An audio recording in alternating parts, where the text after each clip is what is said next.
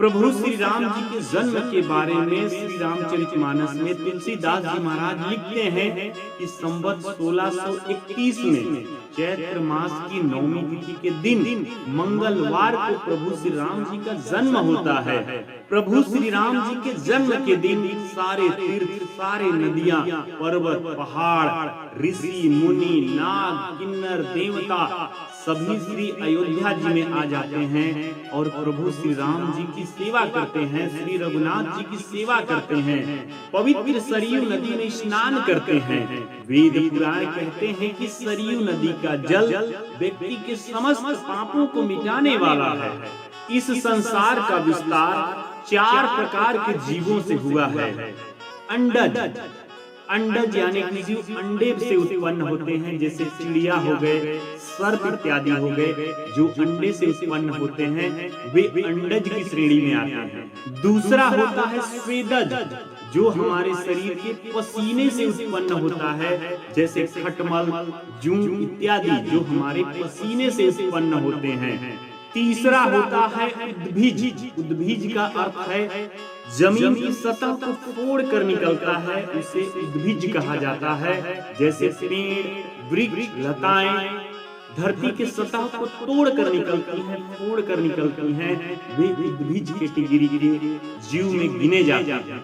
चौथा होता है जरायुज। जरायुज का अर्थ होता है जो गर्भ में पलते हैं और जो स्तनधारी होते हैं, जो दूध पीकर बड़े होते हैं, उसे जरायुज कहते हैं। जैसे मनुष्य, पशु, चाहे कोई भी हो, यदि वे अपने प्राण श्री अयोध्या जी में त्याग करते हैं तो कहा जाता है कि अयोध्या में प्राण त्यागने के कारण उनको प्रभु की कृपा प्राप्त होती है और वे जन्म मरण के चक्र से छूटकर प्रभु श्री राम जी के परम धाम को प्राप्त कर लेते हैं। श्री शिव जी ने सर्वप्रथम श्री राम कथा की रचना की थी और उन्होंने अपने मन में रखा था और अवसर पाकर के उन्होंने पार्वती जी को सुनाया और अपने हृदय में झांक करके प्रसन्न हृदय से उन्होंने इसका नाम रखा श्री रामचरितमानस। रामचरितमानस का अर्थ होता है कि राम के गुणों, राम के आदर्शों और राम की सुंदर कथाओं से सजा हुआ वह चरित्र, वह कथा जो हमारे हृदय और हमारे मन को भाता है, वही श्री राम कथा है, वही श्री रामचरितमानस। अर्थात शिव जी ने ही सर्वप्रथम श्री रामचरितमानस की रचना की थी, फिर उन्होंने अवसर पाकर श्री पार्वती जी को सुनाया।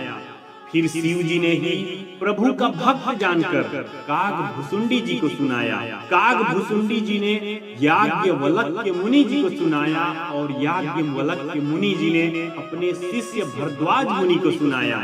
श्री तुलसीदास जी के जन्म के बारे में बताया जाता है कि तुलसीदास जी जन्म लेते ही रोए नहीं। जब भी कोई बच्चा जन्म लेता है तो कुछ बोले या ना बोले, सबसे पहले वो रोना प्रारंभ करता है, वो रोने लगता है, लेकिन तुलसीदास जी रोए नहीं।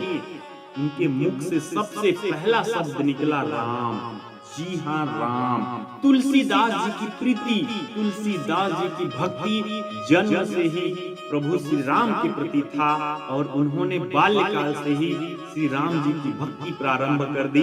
तब से वे प्रभु श्री राम जी की भक्ति में डूबते चले गए, डूबते चले गए, डूबते चले गए और एक दिन उन्होंने महाकाव्य, महाग्रंथ की रचना कर डाली, जो आज इस जगत संसार में श्री रामचरितमानस के नाम से जाना जाता है, पढ़ा जाता है और उससे ज्ञान अर्जित किया जाता है। प्रभु श्री राम जी की यह पावन पवित्र कथा इस कलयुग काल में काल रूपी सर्प को काटने के लिए एक कुल्हाड़ी के समान है।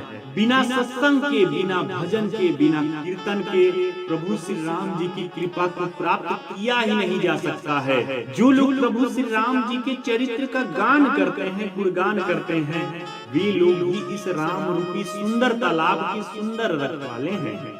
जो स्त्री पुरुष बड़े ही प्रेम पूर्वक प्रभु श्री राम जी के कथाओं को श्रवण करते हैं, सुनते हैं और अपने हृदय में धारण करते हैं, वे ही इस धरती पे सर्वोत्तम जीव हैं। जो इस राम रूपी सरोवर के नजदीक नहीं आते हैं, दूर भागते हैं, वे विषय भोगी हैं और बड़े ही अभागे हैं। जो लोग इस राम रूपी सरोवर से दूर भागते हैं वे कौवे और बगुले की तरह विषय भोगी ही हैं, जो नित्य निरंतर भूंगे और मेढक की तलाश में फिरते रहते हैं। आप सभी परम भाग्यशाली हैं कि आप प्रभु श्री राम जी की कथा को श्रवण कर रहे हैं। यदि आप इस राम रूपी सरोवर में स्नान करना चाहते हैं, आप इस राम रूपी सरोवर में डुबकी लगाना चाहते हैं, तो प्रभु श्री राम जी की छवि को अपने मन मंदिर में बैठा करके रखिएगा और बोलते रहिएगा जय जय श्री राम।